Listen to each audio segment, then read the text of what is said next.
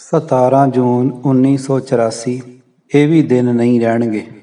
ਵਾਹਿਗੁਰੂ ਜੀ ਕਾ ਖਾਲਸਾ, ਵਾਹਿਗੁਰੂ ਜੀ ਕੀ ਫਤਿਹ।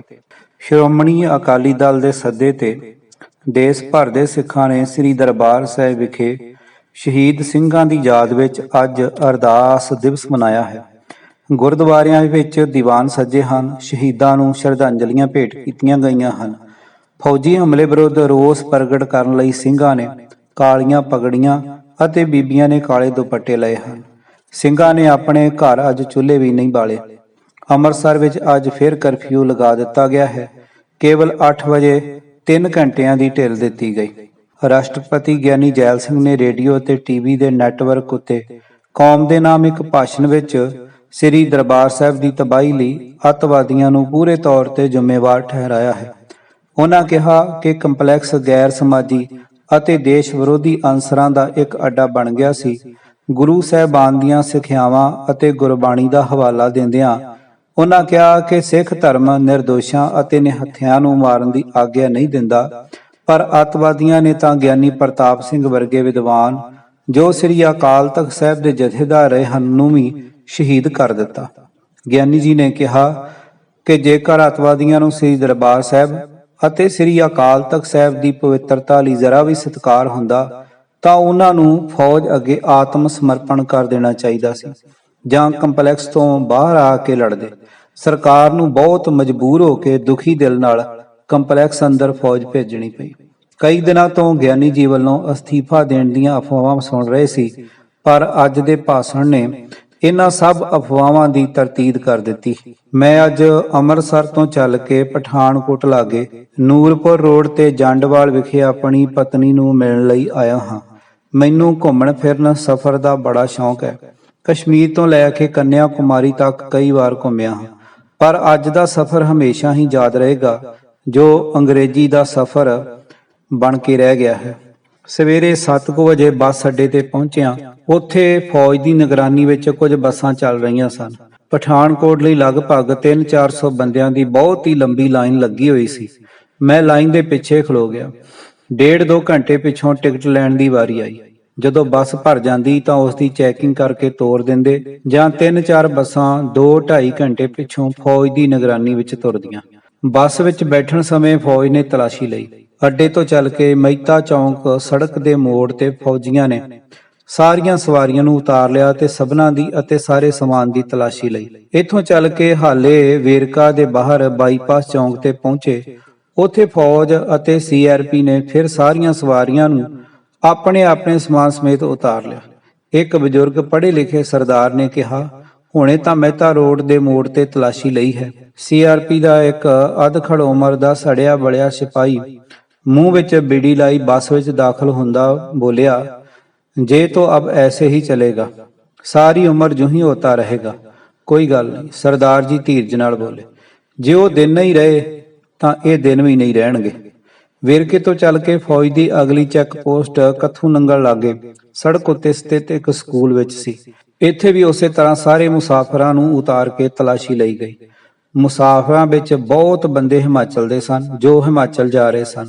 ਇਕੱਲੇ ਅੰਮ੍ਰਿਤਸਰ ਵਿੱਚ 1.5-2 ਲੱਖ ਦੇ ਕਰੀਬ ਹਿਮਾਚਲੀ ਹਨ। ਕਰਫਿਊ ਕਾਰਨ ਪੰਜਾਬ ਵਿੱਚ ਕੰਮਕਾਰ ਤਾਂ ਸਾਰੇ ਠੱਪ ਸਨ। ਬੱਸ ਅੱਡੇ ਤੋਂ ਮੈਂ ਦੇਖਿਆ ਸੀ ਤਾਂ ਪਠਾਨਕੋਟ ਆਉਣ ਵਾਲੇ 90% ਹਿਮਾਚਲ ਚੱਲੇ ਸਨ, ਜੋ ਆਪਸ ਵਿੱਚ ਪਹਾੜੀ ਬੋਲੀ ਵਿੱਚ ਗੱਲਾਂ ਕਰ ਰਹੇ ਸਨ।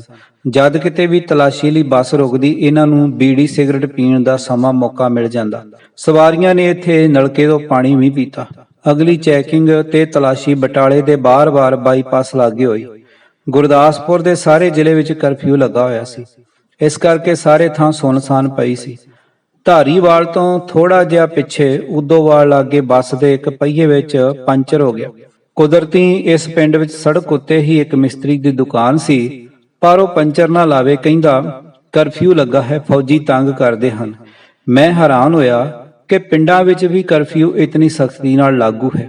ਮਿਸਤਰੀ ਨੇ ਦੱਸਿਆ, ਫੌਜੀ ਤਾਂ ਜ਼ਿਮੀਂਦਾਰਾਂ ਨੂੰ ਆਪਣੇ ਖੇਤਾਂ ਵਿੱਚ ਕੰਮ ਕਰਨ ਜਾਂ ਪਸ਼ੂਆਂ ਲਈ ਚਾਰਾ ਆਦਿ ਲਿਆਉਣ ਤੋਂ ਵੀ ਰੋਕਦੇ ਹਨ।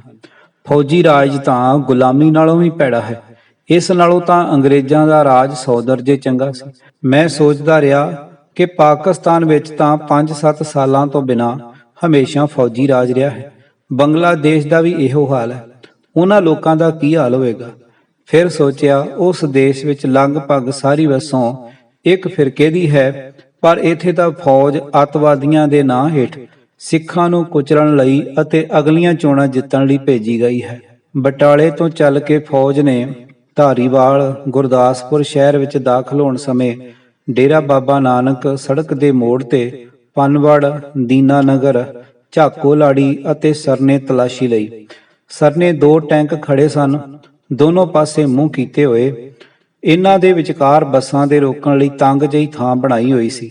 ਇਸ ਤਰ੍ਹਾਂ ਦਾ ਹਾਲ ਤਾਂ ਜੰਗੀ ਕੈਦੀਆਂ ਦਾ ਵੀ ਨਹੀਂ ਹੁੰਦਾ। ਜੇ ਸਰਕਾਰ ਰੇਡੀਓ ਟੀਵੀ ਤੇ ਬਾਰ-ਬਾਰ ਕਹਿ ਰਹੀ ਹੈ ਕਿ ਅੱਤਵਾਦੀਆਂ ਦੀ ਰੀੜ੍ਹ ਦੀ ਹੱਡੀ ਤੋੜ ਦਿੱਤੀ ਹੈ, ਫਿਰ ਆਮ ਲੋਕਾਂ ਨੂੰ ਇਤਨਾ ਪਰੇਸ਼ਾਨ ਕਰਨ ਦੇ ਕਾਰਨ ਦੀ ਮੈਨੂੰ ਸਮਝ ਨਾ ਆਈ। ਰੱਬ ਕਰਕੇ ਭੁੱਖੇ ਭਾਣੇ ਸ਼ਾਮੀ ਪਠਾਨਕੋਟ ਪਹੁੰਚੇ। ਅੰਮ੍ਰਿਤਸਰ ਤੋਂ ਪਠਾਨਕੋਟ ਦਾ ਸਫ਼ਰ ਜੋ 3 ਘੰਟੇ ਦਾ ਹੈ, 7-8 ਘੰਟਿਆਂ ਵਿੱਚ ਮੁੱਕਾ। ਹਿਮਾਚਲ ਨੂੰ ਕਾਫੀ ਬੱਸਾਂ ਅੱਡੇ ਤੇ ਫੌਜ ਦੀ ਨਿਗਰਾਨੀ ਹੇਠ ਆ ਜਾ ਰਹੀਆਂ ਸਨ। ਅੱਧੇ ਪੌਣੇ ਘੰਟੇ ਪਿੱਛੋਂ ਮੈਂ ਸ਼ਾਮ ਨੂੰ ਜੰਡਵਾਲ ਪਹੁੰਚ ਗਿਆ। ਆਪਣੀ ਪਤਨੀ ਕੈਲਾਸ਼ ਨੂੰ ਮੈਂ ਉਸਦੇ ਸਕੂਲ ਦੇ ਐਡਰੈਸ ਤੇ ਤਾਰ ਦਿੱਤੀ ਹੋਈ ਸੀ। ਫਿਰ ਵੀ ਮੈਨੂੰ ਸਹੀ ਸਲਾਮਤ ਵੇਖ ਕੇ ਉਹ ਬਹੁਤ ਖੁਸ਼ ਹੋਈ। ਉਸ ਦੱਸਿਆ ਕਿ ਫੋਨ ਅਤੇ ਡਾਕ ਤਾਰ ਦੇ ਬੰਦ ਹੋਣ ਕਾਰਨ ਉਹ ਰੇਡੀਓ ਤੋਂ ਖਬਰਾਂ ਸੁਣ ਕੇ ਹੀ ਸਾਰੇ ਹਾਲਾਤ ਤੋਂ ਅੰਦਾਜ਼ਾ ਲਗਾਉਂਦੀ ਰਹੀ। ਫੌਜੀ ਹਮਲੇ ਤੋਂ ਕੁਝ ਸਮਾਂ ਪਹਿਲਾਂ ਕੰਪਲੈਕਸ ਵਿੱਚੋਂ ਮੇਰੇ ਬਾਹਰ ਆ ਜਾਣ ਬਾਰੇ ਉਸ ਨੂੰ ਪਤਾ ਨਹੀਂ ਸੀ। 2 ਦਿਨ ਪਹਿਲਾਂ ਮਿਲੀ ਤਾਰ ਤੱਕ ਤਾਂ ਉਸ ਨੂੰ ਪਤਾ ਵੀ ਨਹੀਂ ਸੀ ਕਿ ਮੈਂ ਜਿੰਦਾ ਵੀ ਹਾਂ ਕਿ ਨਹੀਂ। ਉਸ ਦੱਸਿਆ ਕਿ ਉਹ ਸਾਰੇ ਦਿਨ ਮੇਰੀ ਜ਼ਿੰਦਗੀ ਲਈ ਅਰਦਾਸਾਂ ਕਰਦੀ ਰਹੀ ਹੈ। ਉਸ ਨੇ ਫੌਜੀ ਹਮਲੇ ਬਾਰੇ, ਸਾਡੇ ਗੁਆਂਢੀਆਂ ਦੀ ਰਾਜੀ ਖੁਸ਼ੀ ਬਾਰੇ, ਖਾਸ ਕਰਕੇ ਆਪਣੀ ਸਹੇਲੀ ਬੀਬੀ ਸਤਵੰਤ ਕੌਰ, ਸੁਪਤਨੀ ਹਜੂਰੀ ਰਾਗੀ ਭਾਈ ਹਰਚਰਨ ਸਿੰਘ ਅਤੇ ਉਸ ਦੇ ਬੱਚਿਆਂ ਬਾਰੇ ਪੁੱਛਿਆ। ਜਦੋਂ ਮੈਂ ਦੱਸਿਆ ਕਿ ਦਰਬਾਰ ਸਾਹਿਬ ਦੇ ਹਜੂਰੀ ਰਾਗੀ ਭਾਈ ਅਮਰੀਕ ਸਿੰਘ ਅਮਨ, ਜੋ ਬਿਲਕੁਲ ਸਾਡੇ ਲਾਗਲੇ ਕੁਆਟਰ ਵਿੱਚ ਰਹਿੰਦੇ ਸਨ ਅਤੇ ਸੂਰਮੇ ਸਿੰਘ ਸਨ, ਸ਼ਹੀਦ ਹੋ ਗਏ ਹਨ, ਤਾਂ ਉਸ ਨੂੰ ਬੜਾ ਹੀ ਦੁੱਖ ਹੋਇਆ। ਭਾਈ ਹਰਚਰਨ ਸਿੰਘ ਰਾਗੀ ਦਾ ਪਰਿਵਾਰ ਪਿੱਛੋਂ ਰਿਹਾ ਕਰ ਦਿੱਤਾ ਗਿਆ ਸੀ, ਪਰ ਉਸ ਦਾ ਛੋਟਾ ਲੜਕਾ ਰਮਿੰਦਰਪਾਲ ਸਿੰਘ ਉਰਫ ਹੈਪੀ, ਜਿਸ ਨੂੰ ਸਾਰੇ ਪਰਿਵਾਰ ਸਮੇਤ ਹੀ ਉਹਨਾਂ ਨੇ ਘਰ ਲਾਗਿਓਂ ਹੇਠਾਂ ਇਨਫੋਰਮੇਸ਼ਨ ਦਫ਼ਤਰ ਤੋਂ ਗ੍ਰਿਫਤਾਰ ਕੀਤਾ ਸੀ, ਉਸ ਉੱਤੇ ਕਈ ਝੂਠੇ ਕੇਸ ਪਾ ਦਿੱਤੇ।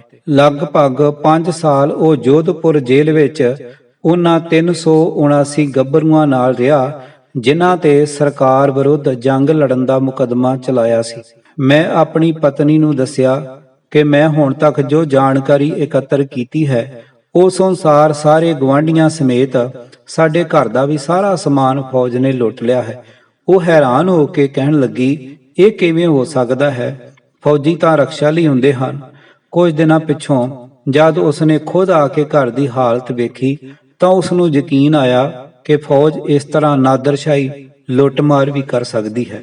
ਮੇਰੀ ਪਤਨੀ ਨੇ ਦੱਸਿਆ ਕਿ ਹਿਮਾਚਲ ਵਿੱਚ ਜਿੱਥੇ ਉਹ ਪੜ੍ਹਾਉਂਦੀ ਹੈ ਅਤੇ ਲਾਗਲੇ 1-2 ਪਿੰਡਾਂ ਦੇ ਫੌਜੀ ਜਵਾਨ ਸ੍ਰੀ ਦਰਬਾਰ ਸਾਹਿਬ ਉੱਤੇ ਫੌਜੀ ਹਮਲੇ ਦੌਰਾਨ ਮਾਰੇ ਗਏ ਹਨ। ਉਹ ਲੋਕ ਬੜੇ ਦੁਖੀ ਹਨ ਕਿ ਸਾਡੇ ਬੰਦੇ ਆਪਣੇ ਹੀ ਦੇਸ਼ ਦੇ ਲੋਕਾਂ ਵਿਰੁੱਧ ਲੜਦੇ ਹੋਏ ਮਾਰੇ ਗਏ ਹਨ। ਪਤਨੀ ਨੇ ਇਹ ਵੀ ਦੱਸਿਆ ਕਿ ਭਿੰਡਰਾਂਵਾਲੇ ਦੇ ਮਾਰੇ ਜਾਣ ਦੀ ਖਬਰ ਸੁਣ ਕੇ ਹਿਮਾਚਲ ਵਿੱਚ ਵੀ ਕਈਆਂ ਨੇ ਲੱਡੂ ਵੰਡੇ ਅਤੇ ਰਾਤ ਨੂੰ ਆਪਣੇ ਘਰਾਂ ਅੱਗੇ ਦੀਵਾਲੀ ਵਾਂਗ ਦੀਵੇ ਬਾਲੇ। ਡੈਰੀ ਦੇ ਪੰਨੇ ਹਰਬੀਰ ਸਿੰਘ ਭੰਵਰ, ਆਵਾਜ਼ ਭਾਈ ਗੁਰਜੰਟ ਸਿੰਘ ਰੂਪਵਾਲੀ। ਵਾਹਿਗੁਰੂ ਜੀ ਕਾ ਖਾਲਸਾ, ਵਾਹਿਗੁਰੂ ਜੀ ਕੀ ਫਤਿਹ।